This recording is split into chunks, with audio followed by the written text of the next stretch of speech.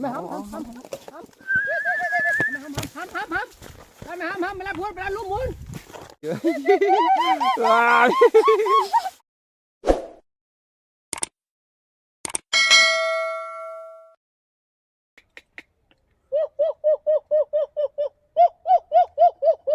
ไม่งานเลยเสียงหมาตะกี้กูมีมากกูเสียโอเคมันขึ้นเสื่อมกูแอบมาสิงูสิงเด้อพี่น้องเด้องูสิงได้บ่ได้งูนี่ได้บ่ได้มันอยู่ปลายไม้สอดไม่งานเลยเสียงหมาตะกี้กูมีมากกูเสียโอเคมันขึ้นเสื่อมกูแอบมาสิงูสิงเด้อพี่น้องเด้องูสิงได้บ่ได้งูนี่ได้บ่ได้มันอยู่ปลายไม้สอดเอาวิธีเอางูสิงเลยนี่มันอยู่ปลายไม้เอาไว้กำลังเฮ็ดบ่วงเชี่ยวชาญเพิ่นสิเอาให้เบิ่งนี่ปืนนี่ปืนเกี่ยวต้นไม้อยู่เทิงพุ่นเด้อ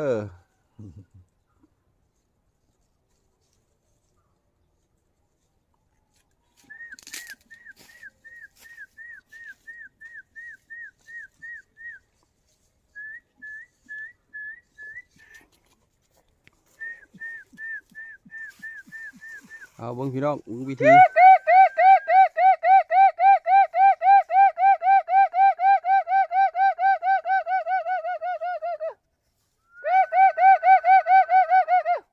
เซ็ตบุเข้าสุมันลบหลีกเด้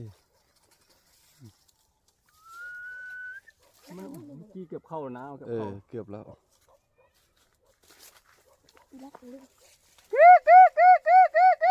เอาเบิ่งวิชาพี่น้องเบิ่งวิชา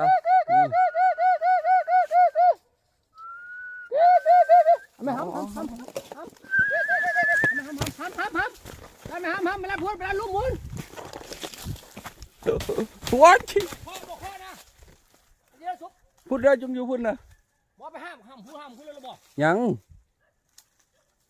ข้อมันไม่ยังอยู่แถวนั้นพูดนะดูว่าน่ะข้อตายคือ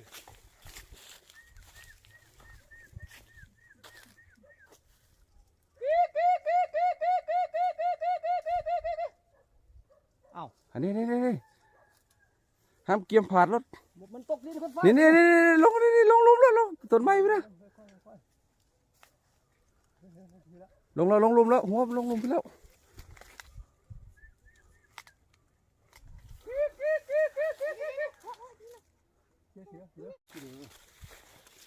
นี่หัวมันน่ะนี่เล็บอยู่นี่เห็นบ่สุกบ่กูเห็นแล้วนี่มันกำลังกี่ลงแล้วนะนี่เห็นบ่ได้นี่จะซึมให้น่ะเอาไว้เสียวสันที่ไปแล้วนะอยู่กลางนะพลาดเลย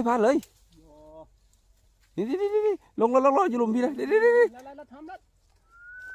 โอ้นี่มาพี่แล้วจับเลย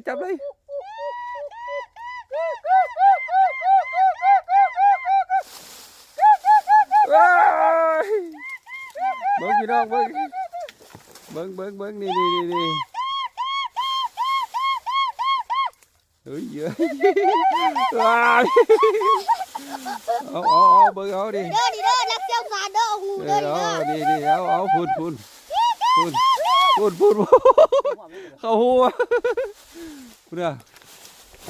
อย่าบังหาเรียบร้อยมาเบิ้งดูผสมดูดินะเรียบร้อยพี่น้องนี่จริงเด้อนะนี่ไปโอ้ว้ายเรียบร้อยวะดินะคุณไปย่าน